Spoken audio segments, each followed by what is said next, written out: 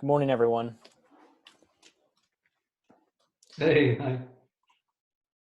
Get a few more people admitting here. See some faces from the workshop yesterday. Well, Jamie's looking pale. This picture. Right on. Welcome, everyone. I'm looking at a nice sunny backyard outside my window here, which feels like a nice way to start the day. For those of you who don't know me, my name is Ryan Galenzi. I work for Edudeo Ministries out of Hamilton, Ontario. I'll be helping moderate today's workshop, which is that the CCRDA is putting on. And today's workshop is that you're currently sitting in, I hope you're aware, is how we maintain our organization's mental and physical health and our resolve in a world on edge with Philip Tanner. Once again, I'm going to go through Joella and Laura's extensive and beautiful list of instructions, just in terms of housekeeping. If you're able to, as we have been doing throughout the conference, we just ask that you can turn your camera on. Questions, by all means, as we're going along, if you have a question and the moment is right, please, everyone's on mute right now, but feel free to unmute yourself. Or put them in the chat box, and I'll pass them along to Phil as we're going along. A couple other people in the waiting room. We also have, like any other session, in this one we have a session sponsor, which I will share with you. Second time. There we go. Sure, you'll see that. So this session sponsor is Draish Aptowitzer. They are recognized as one of Canada's foremost experts in law related to charities and nonprofit organizations. Draish Aptowitzer LLP will provide appropriate guidance through every step of your organization's lifespan. Of note, Draish Aptowitzer acts for many organizations across Canada, as well as international charities with Canadian connections. The firm also regularly works with and supports other organizations and legal advisors who prefer to take advantage of their specialized expertise. They have specialists in many nonprofit legal issues, including the Tax Act and governance, and are happy to be partnering with the CCRDA and utilizing their extensive library of resources to help equip our membership. So that is who has generously sponsored this act. One other note, with that note then, I'll introduce you to this session's facilitator. So Dr. Philip Tanner is an international relief and development specialist with over 25 years of experience in the field and headquarters. 16 years of that has been in conflict-affected areas of the world. He has a PhD in behavioral psychology from the UK, specializing in women's empowerment. Phil grew up overseas, where his dad was with the UN and military, and he has worked and visited 113 countries. After working with the UN, World Vision, Care Canada, and Child Fund, Phil is now the director of Epic Consultancy and serving clients all over the world. He is also a member of the Royal Niagara Military Institute of Canada and has been a past chair and board director of the CCRDA. Phil and his wife and 2 daughters are currently self-isolating in Ottawa. Phil, welcome, and I will pass it over to you. Thanks so much, Ryan. And can you see the screen that I put up? Yes. Yeah. Great. It's going to be mostly funny cartoons because I want to keep some humor in this as well. So that's principally the reason for the PowerPoint. But first off, let me welcome everyone who's joining us for this virtual discussion. And, I'm really glad we have this many for what I feel is, a really critically important but neglected topic in our sector. And it's something I think has been too uncomfortable and too complex to take on in our sector for too long. And I would like to take you on a journey of discovery of sorts. So arising from my own journey after 30 odd years as a frontline humanitarian worker. So you're hearing it from one of your own colleagues. And I'll premise by saying, it's really okay if you feel uncomfortable with some of the things that I'm going to say, because it could trigger self-reflection. It could mirror some past events that you've experienced. And that's totally normal. And it took me personally a long time to feel comfortable talking about it as well, as some of you on here may already know. And we're talking about maintaining mental and physical health and resolve in our organizations. And mental health is defined as a state of well-being, which is, you can say physical, mental, and social. Where every person can realize a full potential, they can cope with normal stresses of life, can work productively or fruitfully, and they're able to make a contribution in their community. So my first question is, why are we so often in reactive mode in our sector? Whether it's addressing safeguarding, responding to harassment, let's say bullying or sexual exploitation, we always seem to be surprised by the crisis rather than being preemptive. And today, mental health, I would say, is being seen potentially as our next big crisis in our sector. However, I believe it's also been here for a really long time, and it's contributed to all sorts of chronic problems in our work as organizations. In fact, I'm going to call it a slow onset crisis.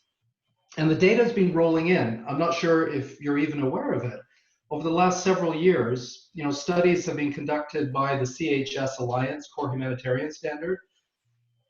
Very recently, they've showed that 79% of surveyed humanitarian workers have reported some type of mental health issue. 33% have reported a post-trauma stress disorder. That's according to the Antares Foundation. That's nearly half. 44% had depression, and many had started drinking quite a bit. Almost all of them reported it was due to their work. And they described a lack of structure and support in our sector and what they call a normalizing of excessive workloads, which, to me can be just as dangerous as the hazardous context in which we're working. For an organization, I would say this should be a serious wake-up call. Compare that data, I was looking up the data and just doing a little research and found that 11% of US veterans who served in Afghanistan suffered PTSD. Imagine. And we're still one of the largest, fairly unregulated sectors in the world. The Core Humanitarian Standards is our global benchmark. Most of you know about it. And they have commitment number 8, which is to really help and support staff to do their jobs well. But mental health, or well-being, let's call it, has only just become a discussion point in the last couple of years. So really, this is a very timely discussion. We don't send firemen into fires without equipment, right? We don't send soldiers into battle without their weapons. So my question is, why are we presuming to send aid workers into conflict zones or emergencies without training, assessing their state to handle it, or regulating conduct and service properly, or providing proper duty of care? And pretty well anyone, I would say, can become an altruist or a volunteer and go overseas, assuming you're qualified. And what we most often are recruiting for is passionate and committed people who share similar standards to us, who are adaptable, they work well under pressure. But the question is, are young people, volunteers, new recruits, even seasoned professionals, really prepared to go overseas to handle, the long list of dignity, rights, and justice abuses that we encounter, to face challenges to their emotions, maybe their ethics too? And will they have any support when they're away from home and facing high risks of mental health challenges? Well, I was thinking about the pandemic, and the pandemic right now has brought the discussion to our doorstep, in my view. It's giving us space for uncomfortable and personal conversations about mental health that we haven't had before. And this is partly driven by the media, it's partly driven by organizations like WHO, because they're discussing anxiety due to the lockdown measures every day. But the messaging around anxiety is not new. Today, it's heightened, it's exaggerated because of the environment we're in. But fear and anxiety are fundamentally a natural response to a threat, and especially lack of control. And the effect always makes us take action to take control. That's every human being. We need to feel safe. We need to be in a predictable environment. And when that perceived control is lost, it triggers this flight, freeze, or fight mechanism. I'll try saying that 3 times. Flight, freeze, flight. I had to practice that beforehand. But we're hearing a lot about that as well. But these actions we take can also result in lots of unusual outcomes or decisions, and we're seeing that as well. We've seen the effect of this in North America, like buying stockpiles of toilet paper, propagating, fake news, or there's a spike in the purchase of automatic weapons. This lack of control can trigger behavior and negative coping mechanisms. And these can lead to lack of sleep. It can lead to poor eating habits, all sorts of depression, drinking. And that can lead to low productivity, disorganization, and even violence. And we're seeing that, spiking all over the world. And we look as people to control our environment. And I remember always telling my team in headquarters, no, don't get stressed. Just look to control what you can control and let go of the rest. Well, yeah, it's easy to say, right? And if we apply this, say to our current situation, your staff and us here today, we'll be asking natural questions about our work, our future daily activities, our ability to travel. When are we going to get back to the field and to our projects? When will our volunteers be redeployed? Our staff need an outlet. People need an outlet. It's a way of expressing our sense of worth and our productivity. And this requires all sorts of connectivity and communications, open communications in our organizations. And providing a context of control, it can be really simple things like giving staff things to do, tasks, staying disciplined in a schedule, having really clear guidelines from your supervisor, more now than ever. Regular check-ins that have meaningful conversation behind them. And that's, to me, really important. And in this, I'd say, organizations have a huge responsibility to their staff during this period. And we need to be ready to emerge from, all of this madness to whatever that new normal is going to look like that we keep hearing about. And that requires building resilience right now and taking care of our organization and our staff's mental health issues. And I'm really happy, you'll see David Gilbert's on with us today, and really happy you've joined us, David. He's someone who's got a lot of experience dealing with these types of issues, and he uses a faith-based methodology, which is terrific. And he's been engaging with some of our members already. He's offering his services during this crisis. And this is an opportunity for him as well to really better understand some of the issues that we're grappling with in our sector. So thank you, David, for coming on with us. Well, I want to continue by saying, we're not bereft of some sector-specific treatments out there. And if you look around, do a little research, you'll see, the Red Cross has published specific breathing exercises, for example. CHS, the core humanitarian standards, they published what they call the mindfulness-based stress reduction methods. I know, David, you teach energy medicine techniques, and there are others. There's lots of others. And I'm going to say they're really important in helping us coping with an event. But this is now from me personally, as a frontline worker, what I needed was preventative response. And this is where and what we're really lacking in our sector, in my view. It's being proactive and not reactive to mental health. My organization's, let's say, setting a safe environment for us to discuss this very difficult issue. And it's not easy to spot the signs in our to spot the signs of this. And in our breakout sessions towards the end, we're going to be exploring this a little bit more. And it's a lot more complicated by employees being afraid of being judged, or worse, judged by their employers. So we've developed a culture of silence within our sector and on mental health issues. And I think that's been going on for decades. And like everything else in our sector, we have guidelines for this. We always have guidelines, right? Checklists, we have questionnaires. So we're not coming at it completely new. And I wanted to share one with you, which was the one created in 2011 during the Ebola outbreak. And this was WHO, the Trauma Foundation, and World Vision that published it, called the Psychological First Aid for Field Workers. And I don't know, has anyone actually heard of that? You can just put your hand up if you have. Or... Well, it's an interesting one because it really, let's see if my thing's not working here. Hang on a sec. There we go. So it covers numerous, important issues. It's things like relating to crisis intervention. There's context adaptation, various disorders, resulting from a critical incident, and so on. But it's basically a manual for humane and supportive and practical help for people. But it has the program beneficiaries sort of as the intended audience in our program.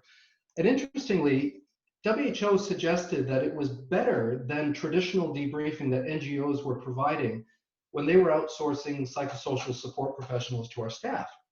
So many of us have actually stopped using the psychosocial support, and we've started using the PFA method.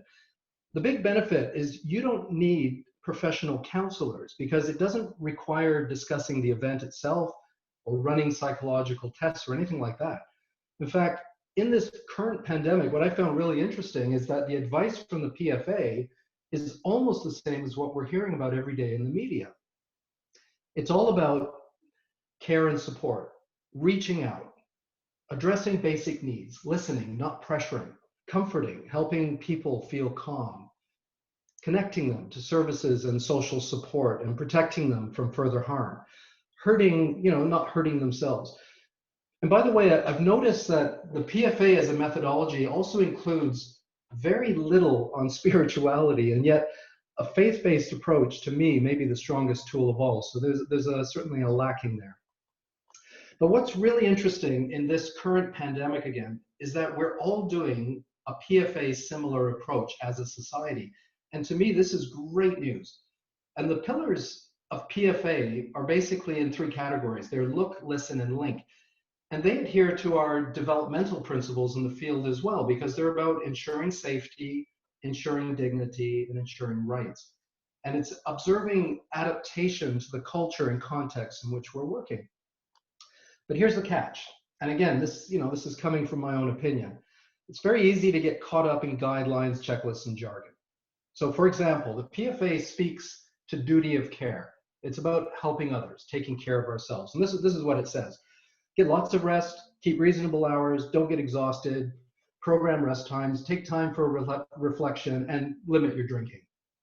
Drinking comes up a lot in these things. And these are the usual things, right? And the core humanitarian standard is now talking about, add to that list yoga, meditation, mindfulness, all these things. Well, I'm going to be really straight with you all because I don't know about you on this call, but as a frontline worker for a couple of decades, I don't think any of that advice would have helped me, to be honest. For me, there was very little time to get enough rest, given what we're called to do. Most of us have no control over keeping reasonable hours, even if we tried. It would look weak or irresponsible to take downtime when we're responding to a crisis. Gosh, I was reminding my wife, I wasn't even allowed by my agency to go home and get married during the famine in South Sudan. They actually said no. So, if we keep the topic of stress and mental health focused just on the beneficiaries of our programs, we're in pretty comfortable territory. It's a problem others have that we're trying to solve, and that's fine. It's not affecting us, but it's a very difficult thing to share your weaknesses and your concerns, especially, when they're of a very personal nature. And, this would have a very distinct gender bias as well that we need to be aware of. For example, okay, who shared that they probably started drinking too much? Who has shared that they have worries of breaking down or having panic attacks? Or that the work is just too much for them? Or that they're crying every night and they're not sleeping? Again, I guarantee we have colleagues that are going through that every day. How can we not, given what we're called to do and what we are called to see every day? We wouldn't be human if that were the case. And our agencies have probably engaged, third-party services, which are now Ontario government mandated, but we still have a negative stigma attached to this. It's tracked. Insurance companies will know about it. It's perceived as affecting our jobs. There's, it may affect our relationships. It maybe even affects things like trying to get life insurance and things like that. But it's also still not a preventative response. It's not preventative. And I'll give you one example, something that would have been wonderful when I was in the field. My youngest daughter wrote a letter to a health worker through her school last week. And we've seen the signs on lawns and windows in the media, and that's great. And her letter was a beautiful thank you note and describing the frontline health workers as heroes, as an inspiration. And I couldn't help but remember there's two big plaques on the wall in Care Canada's office of the fallen development workers, the ones killed over the years, or the memorial that's up on Sussex Drive in Ottawa, that's to the fallen or slain development workers. And thinking, it would have been amazing if I had received that kind of letter from someone I didn't even know when I was in Afghanistan or I was in Sudan.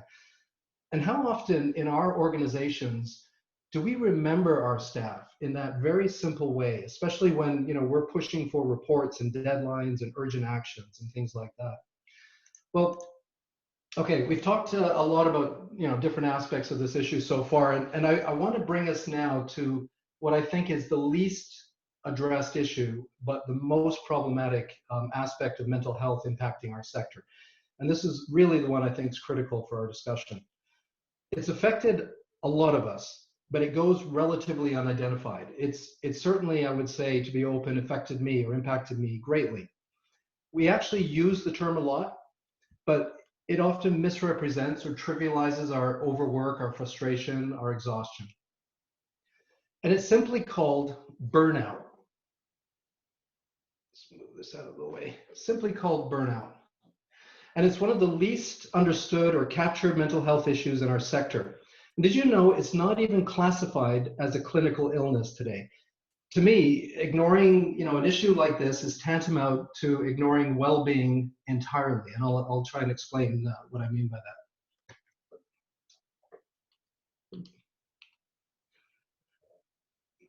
I was brought up in a military family, and stress and anxiety were really an expression of weakness. Most companies, they don't want to see their senior managers talking about that. Even something as important, say, as a 6-month hiatus for self-care, I always thought, that could really reflect badly on my CV. But what I came to realize from my frontline work was that we didn't discuss it because we didn't diagnose it properly. Right? We didn't understand it properly, and there were few experts who really understood it as well from the point of view of being a worker overseas. Honestly, I didn't even trust them that much, and no one really wanted to hear about it. And the concept was not really clearly researched and articulated, and it still isn't today. So we're not sure what we are going through. We are not sure. And there's always a perfectly, good bottle of scotch on the shelf and another emergency to deal with it.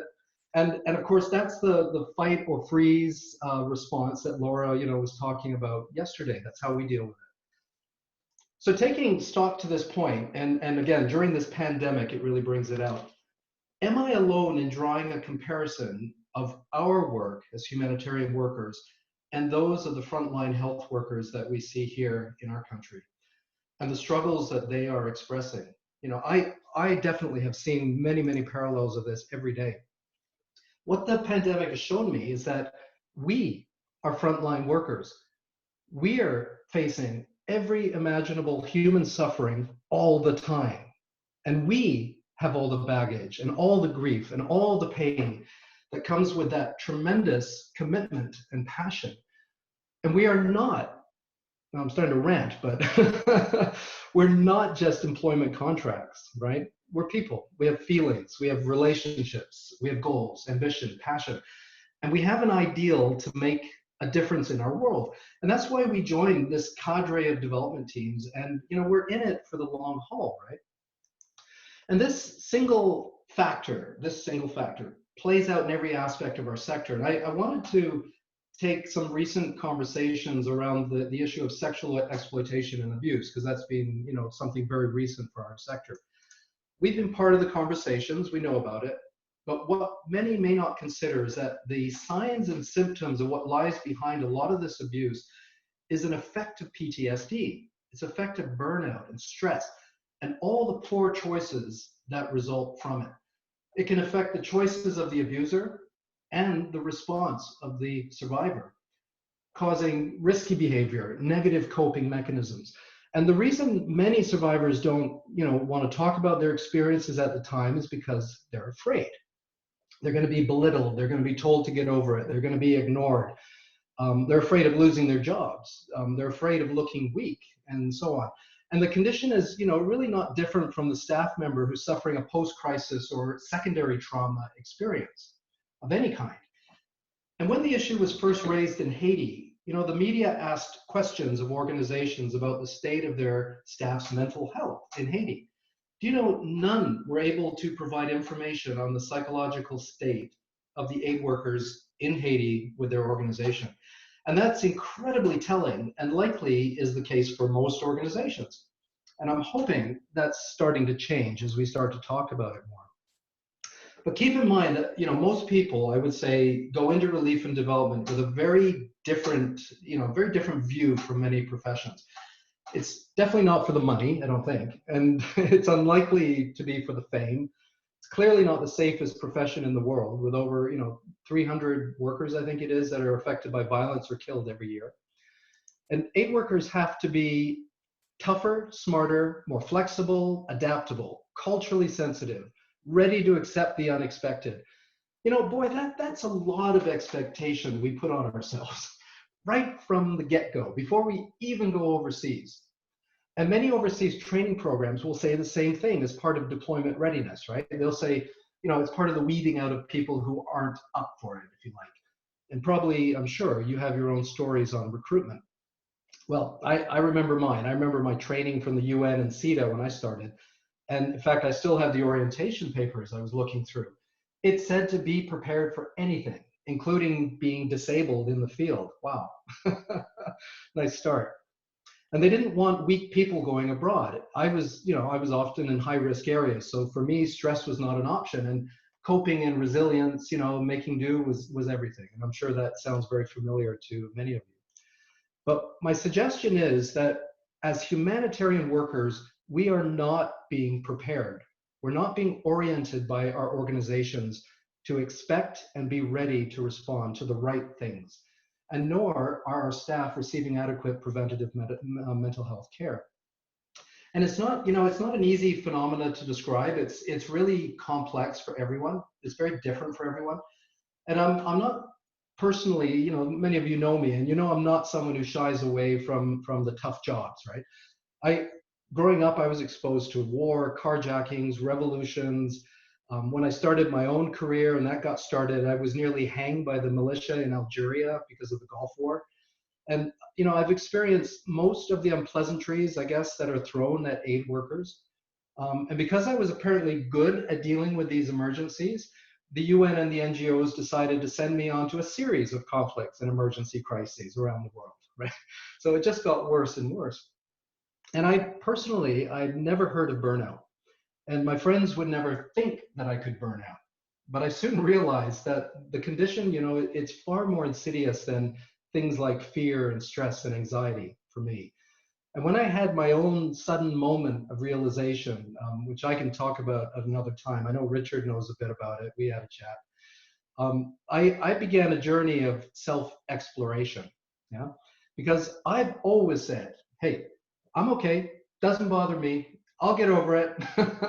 Like many of us, we don't want to admit it, right? So last year, as part of that journey, I did a school presentation in Whitby, Whitby, Ontario. And a student asked me, why did you go into the sector? And I said, it was a woman in Saigon begging outside of my school when I was a kid, whose hand was melted to her face by a napalm attack.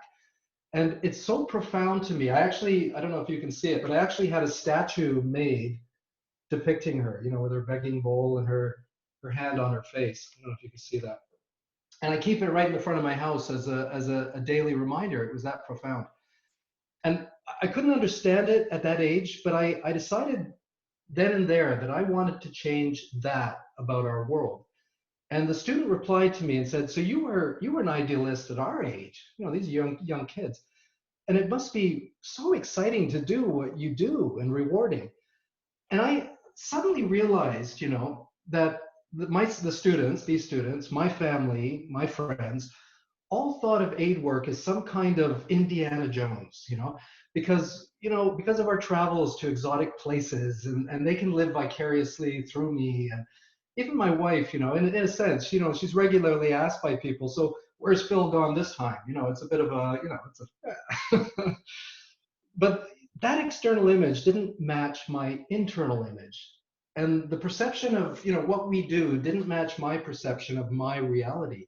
So people think, we're getting free trips to exotic countries, we're traveling the world, we're spending the donors' money, so what are you complaining about? You've got it pretty good.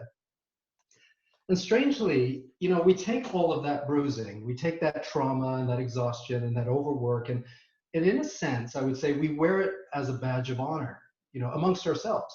Because, we rarely respond to a simple, someone comes up to you and says, hey, how you doing? We rarely will say, hey, I feel great, refreshed, and underworked.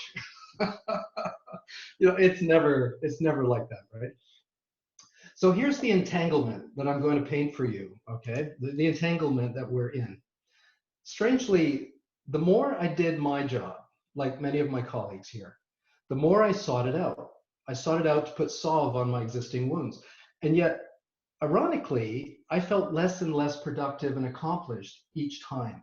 It was kind of like a drug, and agencies, in a sense, hate to describe it this way, but we're kind of like the pushers, right? Because they continue to press me into service in those places without stepping back and reflecting. It's a double-edged sword, right? Because we want tough and adaptable people. I like pushing the boundaries on the next emergency. People outside the sector thought, hey, what I was doing was really exciting. And so, you're caught up in a kind of a reinforcing web of sorts. And it kind of covers everything up. It conceals things. And this, I'm quite sure, is common to most frontline workers in our sector. And it's contributed to this culture of silence. It's almost like like a mutually agreed on contract of acceptance, right, of our lot. And most of us do not see our work as a 9-to-5 job, right? It's our self-identity. It defines us. And we never stop doing our job, our work. And when that realism, it collides with our idealism, we experience emotional exhaustion. And sometimes we feel we can't even give of ourselves as much as before, because that then brings feelings of guilt and self-criticism and all of that. So I believe we often misread our symptoms. Okay, we're not good self-healers. And how many times have we blamed the organization? I know I've done it. And I thought, I need to look for another job. Organizational issues. By the way, that's the most common reason given by aid workers for feeling anxiety. Like it's almost like 98%. Or we say we can't be innovative, right? Or that there are too many bureaucratic hurdles to do our jobs well. How many of us would rather go out to the field than sit around in headquarters? Right? It's a common feeling. It's okay. You're not alone. We got to start thinking that way, right? But it's almost always due to our idealism, that ideal that we had being pressured by the reality of our situation, our day-to-day needs, our relationships with our supervisors, the bureaucracy of the organization.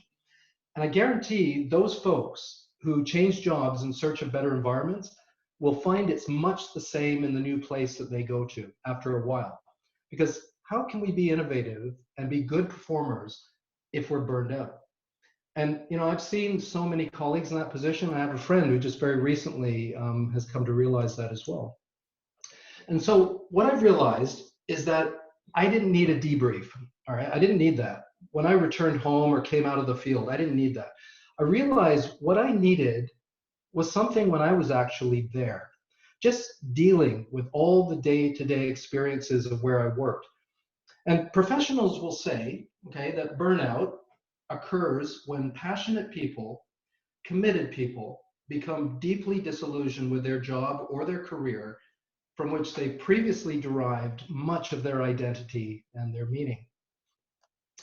Well, folks, I'm going to stop there because there's a huge amount on this topic, and I had to figure out how to relay as much of this fairly new concept, in 30 minutes as possible. And we know these things affect our productivity. Okay, we know that, And we know it affects relationships, it affects leadership capabilities, it affects impact. But we often lack clear policies on duty of care for our staff.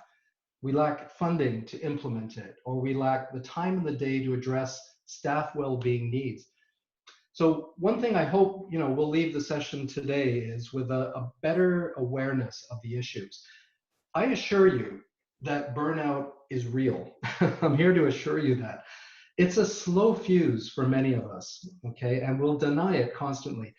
But it's one that's going to really severely affect our organizations eventually in this rapidly changing global environment that we're finding ourselves in. And if it's something, you want to explore in your organizations, there are resources. One of the best books, by the way, that I got, hope you can see it, turn it that way, is that one. Some of you might have already read it. It's called, I'll send it out after, but it's called The Idealist Survival Guide, 75 Simple Ways to Avoid Burnout.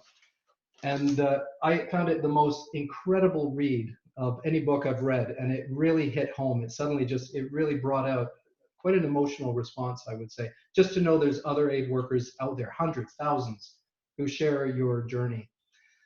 And my firm is also here, certainly to help. David's here as well. We'll hear from him a bit later on to help, either organizationally or personally, just for staff, seeking support. So I'll end there.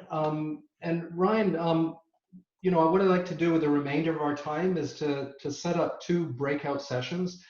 And really the purpose of it is to brainstorm based on what you've heard now, extrapolate, from your own work environment. And there's going to be 2 groups that Ryan's going to put us in.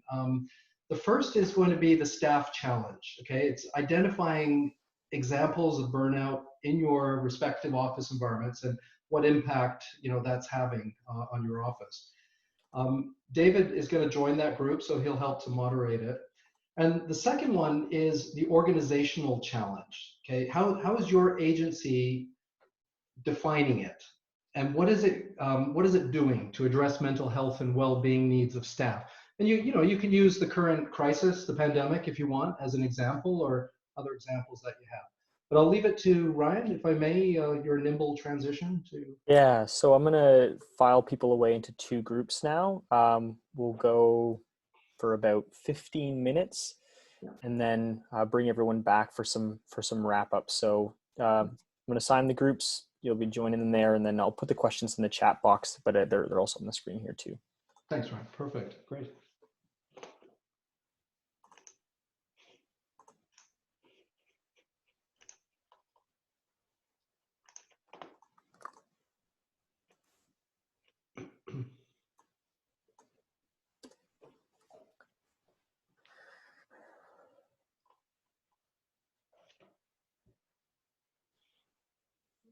Phil, are you going to join? Yeah. What do I have to do? I have to stop sharing, right? Yep. Stop sharing. And then if you join. Do I have to do something, or? I'm just going to move you to the room there. Oh, yeah. Should be in a room now.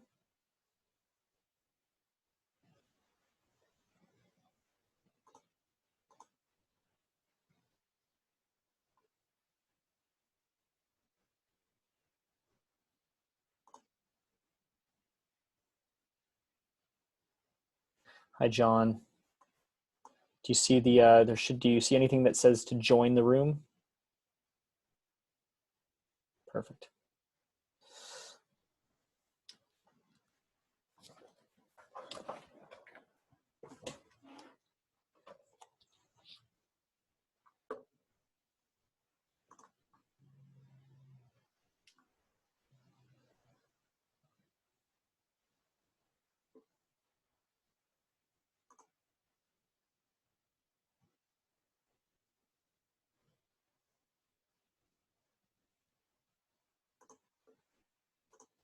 Feeling like you can't get out of bed, insomnia, frequent illness because then it affects the immune system, weight gain, loss of appetite, emotionally, short temper, especially in men. In fact, it's an under-recognized warning sign of depression. because for most men, they're taught big boys don't cry. So you're either fine or you're pissed. If you're not fine, you must be pissed. Depression, anxiety, starting to become pessimistic or cynical or detached, and often a loss of self-confidence. So then when somebody is asking you to do something else, then there's a bigger and bigger fear that I'm not up to it. I'm going to miss something. Everybody's going to be disappointed. And then we start to withdraw because we just don't have the emotional horsepower.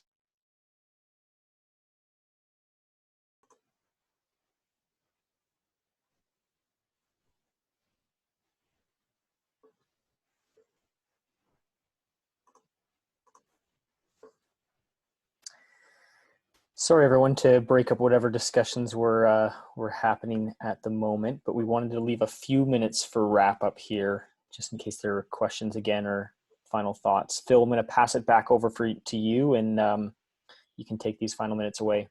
Great. We had a really good discussion. I hope the other group did as well. You know, Ryan, I wanted to leave the last 5 minutes to David Gilbert. Just to sort of take us out and maybe talk a little bit about some of the services that you offer and what's available for staff as well dealing with these issues. Sure, I'd be more than happy to. There's several directions people can take. One of them is, of course, during this COVID crisis, then I am supplying therapy to people at no cost who are in this field. But I also can, in a very short space of time, I can teach people self-care tools that are really surprisingly effective and really comfortable to use. And they're all totally consistent with Christian precepts. There's nothing here that is not divinely blessed. There's also a number of secondary things that people can reach out for, because as I was saying in the breakout group, our memories, our physical stress responses, our diet, our sleep, they're all interconnected. And there's so many tools now that we can use that help each of those aspects become into a range of normalcy to optimize function. If you're sleeping too much, it's not great. If you're sleeping too little, it's certainly not great. If your immune system's way overstressed, you're going to get sick all the time. If it's way overreactive, you're going to get autoimmune conditions. So by using these tools to support optimal functioning, normalization, we empower ourselves. And each time we empower ourselves, that reminds our subconscious that we're not a helpless 1 to 6 year old. Yes, that 1 to 6 year old is part of us, but we also have all these other tools that we can use. And that allows people to start to create a rock solid foundation that they created for themselves. And once you got a place to stand, you can push, you can pull, you can lever, you can use winches, you can use whatever you need to use. And if it starts to get rocky, you've got the tools to create that foundation again.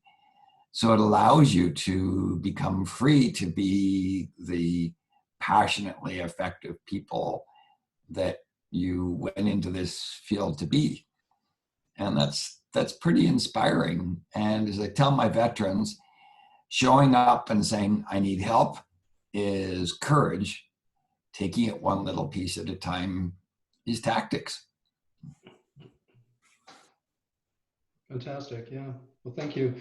And everyone, I'm going to collect some of the notes and comments that people have made. I'm going to circulate that, and I also want to put out some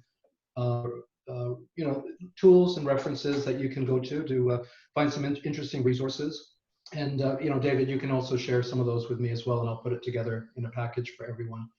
But feel free to reach out, and if you want to discuss more with either David or myself, please feel free to do that, and we're here to help support. It's an important journey, and it's really an important area, I feel, and I'm very passionate about helping others, in terms of their journey now.